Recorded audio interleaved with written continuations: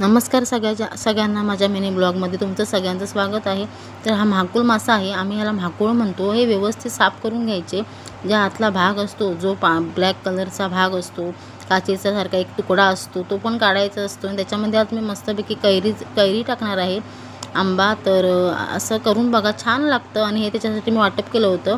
खोबरं घेतलं होतं, ओलं जिरं घेतलं होतं, कोथिंबीर, लसूण, कांदा या सगळ्या गोष्टी मी घेतल्या होत्या। आणि हे मिक्सरला मी एकजीव करून घेतलं होतं। गरम मसाला टाकला तरी चालेल, हळद टाकला तरी चालेल। मी असंच वाटून घेतलं होतं, मिक्सरमध्ये बारीक करून घेतलं होतं। मिरची पण टाकली होती त्याच्यामध्ये। हे गोड वाटप केलं होतं मी। सुकं केलात तरीही चालेल, सुकं कांदा खोबरं टाकून जरी केलात तरीही चालेल। आमच्याकडे जास्त ओलं खोबऱ्याचं आवडतं, म्हणून मी ओल्या खोबऱ्याचंच केलं होतं। आणि इथे सगळे मसाले मी एकत्र करून घेतले होते। तिखट, मीठ, हळद, गरम मसाला, मटण मसाला हे सगळे एकत्र करून घेतले होते। आणि फोडणीला देताना फक्त लसूण आणि मी टमॅटोच दिला होता, कांदा काही वेगळा टाकला नव्हता। आणि असे महाकुळ त्या कैरीमध्ये आपण टाकायचे आहे, एक नंबर होतं कैरी। आता कसं आंब्याचं सीझन आहे, कैरी, आंबा हे सगळे भेटतं, त्याच्यामुळे मी टाकलं होतं। आणि मी फर्स्ट टाईम आंब्यामध्ये करत होती, तर ह्या वर्षाचा पहिलाच आंबा मी ह्याच्या मच्छीमध्ये करत होती। छान लागतं, करून बघा। कोकम टाकायची किंवा लिंबू पिळायची काही गरज नाही, आंब्यामध्ये पण छान होतं, मस्तपैकी होतं। जास्त काही पातळ करायचं नाही किंवा जास्त एकदम पण पातळ नाही करायचं, जास्त घट्ट पण करायचं नाही। तर रस्सा ठेवायचा, छान लागतो रस्सा पण।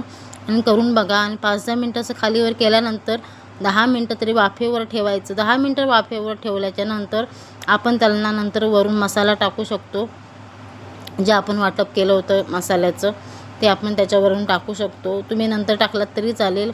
हे बघा, मस्तपैकी त्याला आता उकळी आली होती। 5 मिनटासाठी मी वाफवायला ठेवलं होतं, वाफवून झालं होतं। कसं बघता, बारीक करायचं असतात ते, मोठे मोठे ठेवायचे नसतात, शिजून ते अजूनच बारीक होतात। पण छान लागतं, एकदम मटण चिकनसारखं लागतं। व्यवस्थित केला तर व्यवस्थित होतं। आणि त्याच्यानंतर वरून आम्ही मटण जे वाटपाचा मसाला होता तो टाकला होता, त्याच्यामध्ये मी ॲड केला होता। आणि पाणी काही मी जास्त त्याच्यामध्ये ॲड केलं नव्हतं। आता मी ह्याच्यामध्ये वाटपाचा मसाला टाकणार आहे, बघू शकता। हे पाणी काही मी टाकलं नव्हतं, ते आपोआपच त्याला सुटलं होतं। 5-10 मिनटं वाफेवर ठेवल्यानंतर पाणी सुटलं होतं। आणि जो मी ओला मसाला वाटला होता तो टाकला होता। तुम्ही सुका मसाला वाटलात तरी चालेल, ओलं खोबरं, सुकं खोबरं घेतलात तरी चालेल, ओलं घेतलात तरीही चालेल। एक नंबर होतं, एकदम चिकन मटणसारखा रस्सा होतो।